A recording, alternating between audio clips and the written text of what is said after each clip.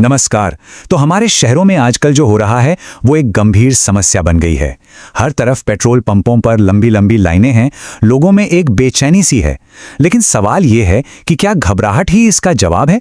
तो चलिए आज ये समझने की कोशिश करते हैं कि कैसे इस पैनिक को हम तैयारी में बदल सकते हैं और इस मुश्किल से सेफ तरीके से निकल सकते हैं।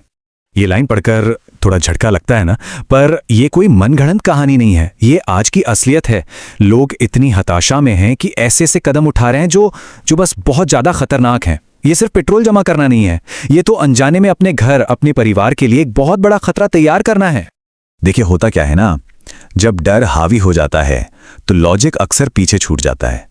तब हम यही देखेंगे कि सड़कों पर ये जो दहशत का माहौल है ये फैल कैसे रहा है और इसके क्या भयानक नतीजे हो सकते हैं।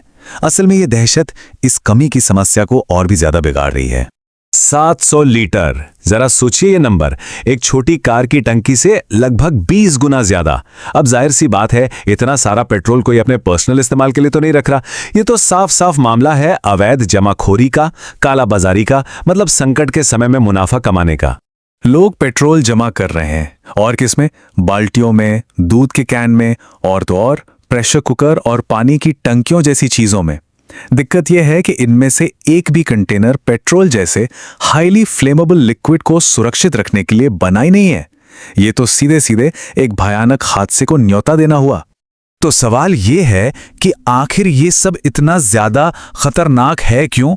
और बात सिर्फ आग लगने के डर की नहीं है।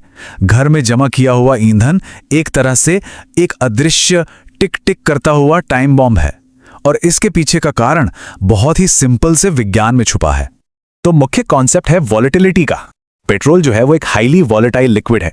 इसका सीधा सा मतलब यह है कि ये बहुत बहुत जल्दी भाप यानी वेपर में बदल जाता है।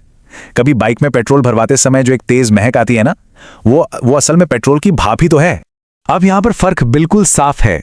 देखिए, एक गाड़ी की टंकी एक सील्ड सिस्टम होती है जो इस खतरनाक भाप को अंदर ही कैद रखती है।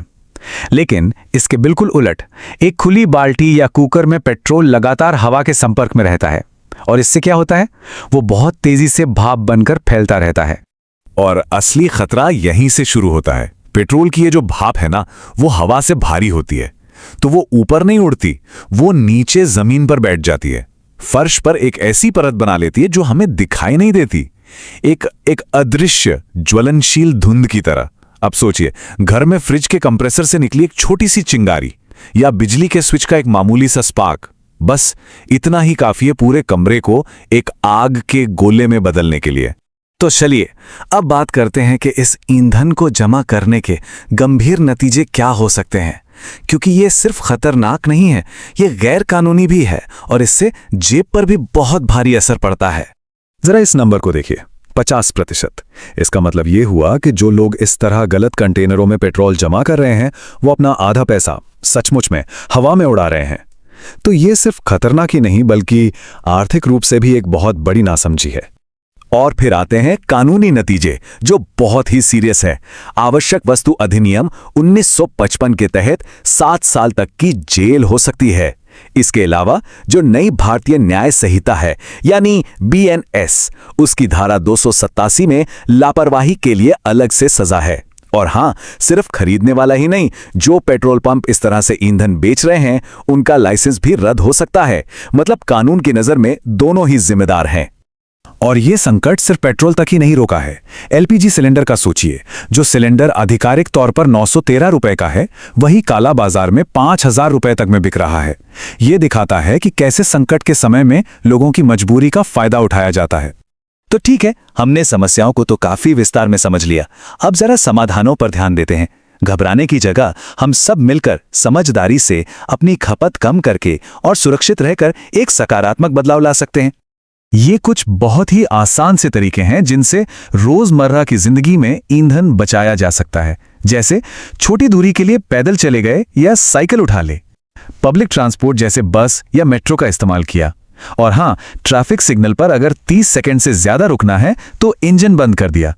ये छोटी छोटी आदतें हैं, लेकिन इनका असर मिलकर बहुत बड़ा हो सकता है।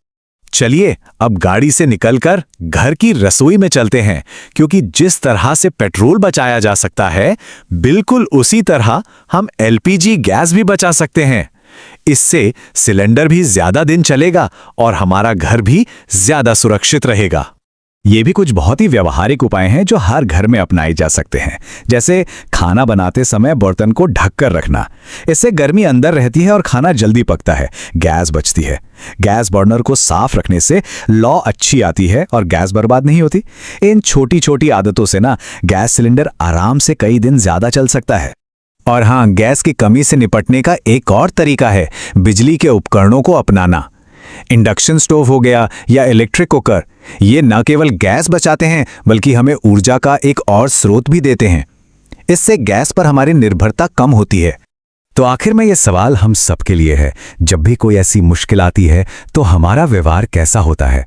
क्या हम घबराहट में आकर समस्या को और ज्यादा बढ़ाते हैं या हम समझदारी दिखाकर समाधान का हिस्सा बनते हैं? चुनाव हमारा है, तो सुरक्षित रहिए और समझदार बनिए।